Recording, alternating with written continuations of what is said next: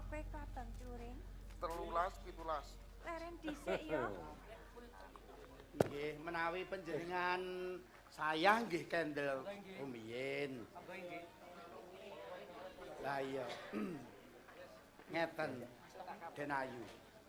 Kepiye?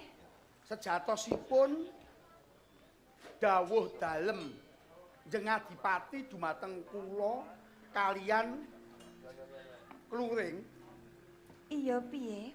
menika kasuwun merjaya panjenengan. Piye? Kula kadhawan merjaya panjenengan. Loh, ngene Gong. Ngene Gong.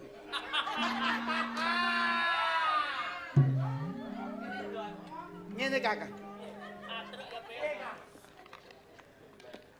Iki kudu diaturke marang Den Ayu. Mergo arep sing kepiye apa ya awake dhewe tegel. Arep merjaya Den Ayune. Lah sakniki ngeten, monggo titang iki. Timbang panjenengan menika kula perjaya. Lah wong ya ijek meninge kok ngene mbok ya panjenengan ladosi kula kemawon. Kosek. Pripun? Piye to? Karepmu ki kepiye? Yo Kang Mas. Ah, mbok yo omong Kang Mas. wae. Kang Mas Adipati. Niku dawuh dumateng kula lan Klabang Cluring. Niku kasuwun nderekaken panjenengan. Wonten ngarsa panjenengan menika kula kasuwun ngawat-awati panjenengan nanging sejatosipun kula menika kasuwun merjaya panjenengan Kan mateni panjenengan. Kon mateni. Kok Ya aku kok iso ngono piye to? piye? Ayo ayu. Ngene wae. Piye? Timbang Kang Mas dipateni yo Adipati. iman-iman. Lah iya, Masa? ngeten mawon. Timbang panjenengan kula perjaya wong jejek mening, jenengan ladeni mawon wong luar iki diladeni. Aja kaya mengkono. Aku ki sapa? Kudune kowe iki mulat, kudune kowe iki nyawang. Alah, penak. Wis. Ora kaya ngono. Aku ki bendaramu lho. Arep bendara wong timbange Aja. dipateni. Kula mboten maido panjenengan menika mboten purun kalian kula. Nanging menika wonten satengahing alas ingkang wonten menika namung panjenengan kula lan ugi Glondong. Cluring. Oh Cluring ya. Lali ae. Kang Ya Mas kudu gelem. Saiki tak jabel basaku. Kowe kudu gelem ngadeni aku karo Cluring. Ha, Ora iso. bilih urip apa bilih mati. Nah, nek sampean ora gelem ngladeni aku, ya sampean tak pateni. Ha. Nek gelem ya urip. Nek ora mati, Aku tetep ora gelem. Klabang Kara, memanismu kanggo jiwat Klabang Kara. agawe Iki kepiye to? Iki kepiye? Klabang Kara. Aja kaya mengkono ya. Aku ki bendaramu Klabang Kara. Bendara ki nek ning Kadipaten. Iki ki nang alas. Iki wis ning tengahing alas kok. Oh. Aja kaya mengkono. Apa kang si Natya Aja nganti ucul. Iki kepiye to iki? Bocah loro iki.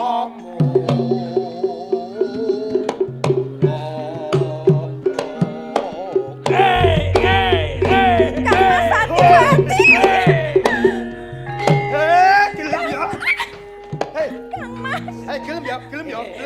gelem ya. Aku sik. Sing tuwa sik. Aja kaya ngono Klabang Kara. Piye? Klabang Cluring aja kaya ngono. Aku ki bendaramu. Halah. Kang Mas Ndoro ki nek Adipati. nang omah. Taratamtu tatu ruti ibadah Aja kaya ngono ya.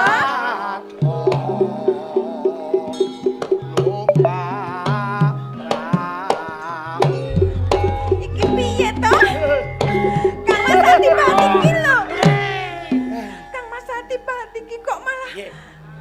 kesuwen to. Utusan panjenengan ki kok malah kaya ngene ki lho. Kowe iki manut lak malah penak. Ayo dijirit nang rampung kok. Dijiret mbakmu Terus dikapake? masane. Dijirit nang rampung. Lah nek dijiret dikapake. Yo kok piye carane kok. Ayo, penak-penak. Ade. Ora sudi. Lumampah tanpa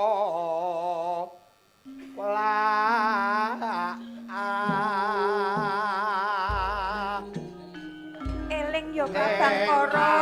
Eling. Aku ki bendaramu. Hey, hey, hey, hey, hey, hey, hey. Gelem ya? Hey, gelem. Aja kaya ngono Kakang Kara. Hei. Kowe kudu Kalem. eling. Kudu eling. Gelem. Kang, Gelem. Kang. Apa? Jo. Sing tuwa sik. Gentenan. Sing tuwa sik. Ya, gelem ya. Aku tetep ora sudi. Ora sudi piye? Penak kok. Kang Mas Adipati menika utusan panjenengan kok kados mekar. Adipati wis tuwek lho. Aku lagi Tuwek jajak kok. Kuwi garwaku kowe kudu ngajeni karo bendaramu. ngajeni nek ning kadipaten iki ning tengah ngalas kok ngajeni iki lho. Yo, pengen adik ora? Temah gonjing akeh jongreng paku Manut. Ayo. Tolong! ye Manut aja Kang Mas bengok. Adipati. Ora bakal ana sing tulungi kowe. Kang Mas. Iki Kang Mas Adipati. Kang Mas. Hei.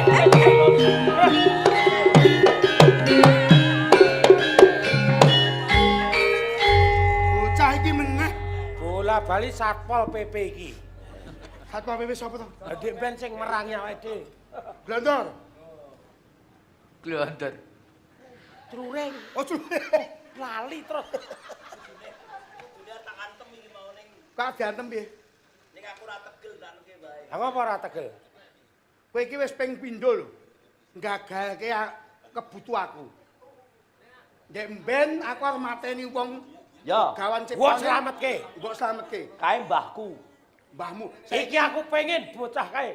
Mbok Mbok slametke. ora ngalingi meneh. Arep gagahe dhewe apa? Ya.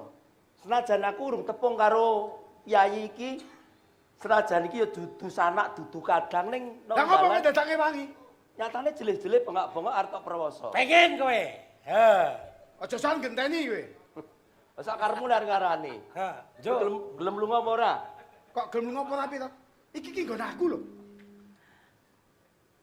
Iya apa ki sana? Oh. Ora iya. Oh. Iki sliramu ki sapa ki sana? Den, kon Den. Sapa ki? Jenenge sapa ta? Sari. Ari. Kae ben lunga dhisik. Sari apa sapa? Apa tetep mboke gaden. Aku yo ngawur Sari. Jenengmu sapa? Teko sutradarane. Jenengku Mas Jare sapa wis Mas? tepung. Jare kuwi Posposari. Dewi Omongin Mas Sugiman Posposari. Puspa Sari. ngaku Oh, ya wis tepung bisa. kok urung ngerti jenenge. Lah, lali kok. Puspa Sari. Wis kowe si sapa kuwi mau Klabangkara, Jenengku aku lali kok. Abang Truring. Klabang Turing. Aku Arep tak teruske lemar sapa? permoso bocah iki. jenengku sapa? Bangkara. Lah Bangkara. Ya. Arep tak teruske lemu. Tak arep teruske. permoso Lah iya no. Wong wadon iki. Iya no kowe aja Iya, ngalangi. wis bacot kaya ngene kok. Ada jamu lho. Ora kapok kowe wingi kae. Ora apa? Ora kapok. Wani tenan. Apa? Ayo. Aku ora wedi karo kowe. Karo kok kalahne iki. Eh? Ayo wis rasa wae, warung kalahne. Apa Wis iya? lunga wae bali yo wae. Naskah ngono kok awake dhewe kalahne. Ayo warung kalah. Sik. Kalah tenan. Kalah tenan. Ya bali wae no. Yo. Ya wis anu. Wes, pedo.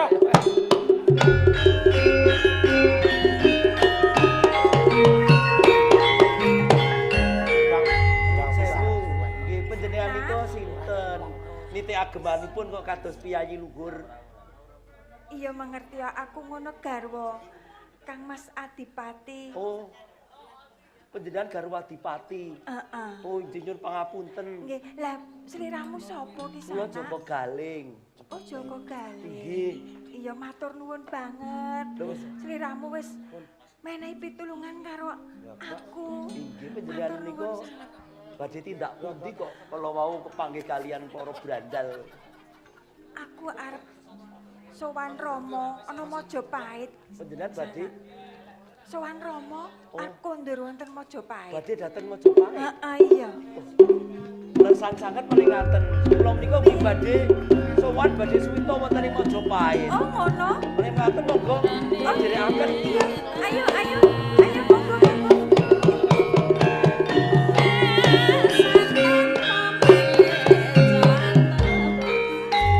Jenengan kok malah wonten ing papan menika to, Nggih.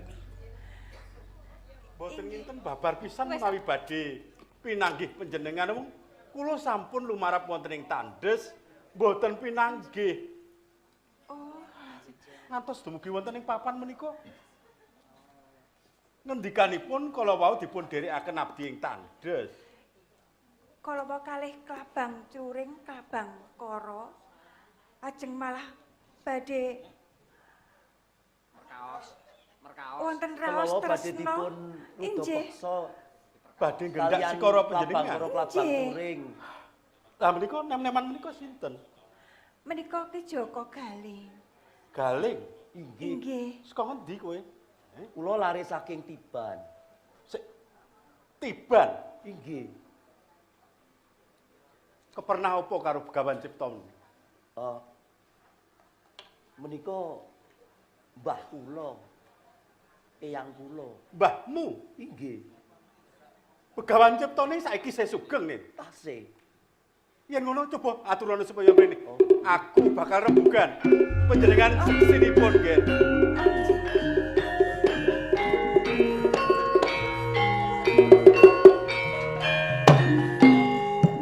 Kakang Cipta Wening.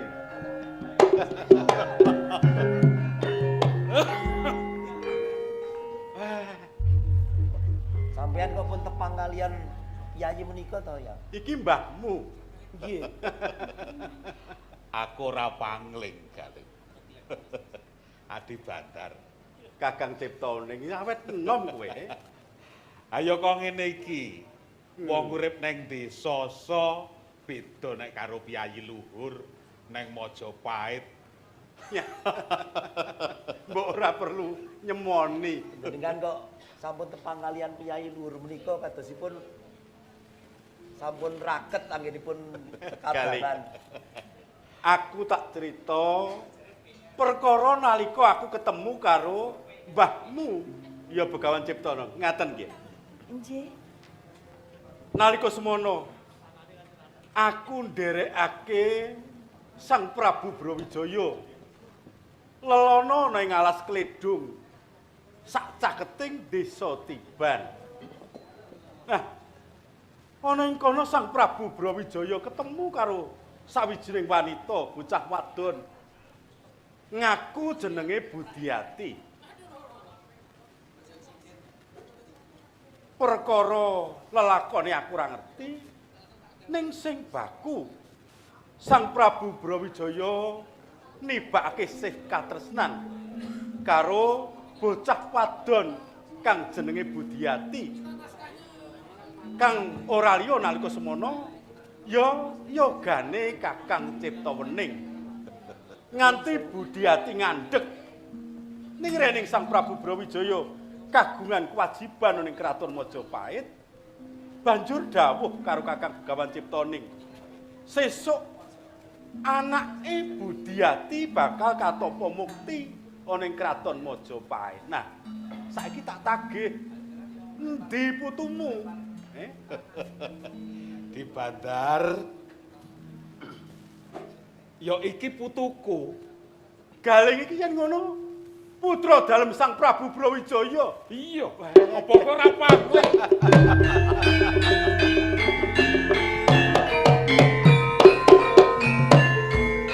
Yen mboten nginten menawi panjenengan badhe pinanggih kadang piyambak. Sik to. Oh, Joko Galing menika. Inggih, menika kadang panjenengan. Piye Galing? Yen ngono aku ki putra Kanjeng Ya, sapa?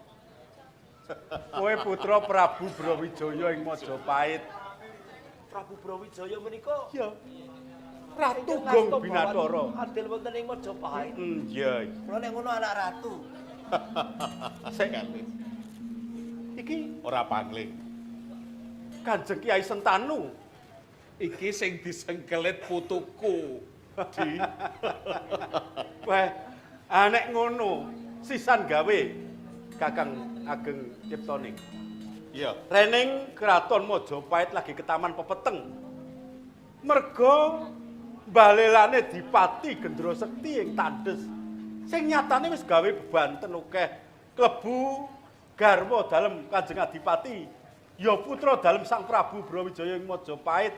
Nganti kedarang-darang rahayune ana putumu. Nuwun sewu menika lajeng Iki sinten niku, kadangmu. Banda? Iki kadang dhewe. Panjenengan menika Mas. kadang kula sepuh. Iya, iya. Oh, nggih, Kok nggih. ya wis semene gedene lho. Hah, saking ya wis suwe ora ketemu tenan ya ora Mila dereng nate pinanggih kok Kanggo. Heeh. Oh ya nganti Nggih, galing Wong sliramu kuwi wiwit cilik karo mbahmu iki kok. Ngerti Kakang kula Ciptoning. niku anak sampeyan nih, Mbah.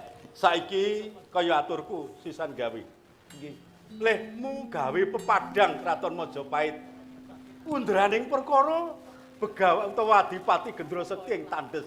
Nggih. Mula saiki Kyai Sentanu gawanen rangketen Dipati Gendro Sekti sing pancen kepengin kuwasa ning Majapahit. Yen kowe pinter ngrangket Dipati Gendro Sekti, aku sing saguh nanggung nggon musuhan ning Majapahit.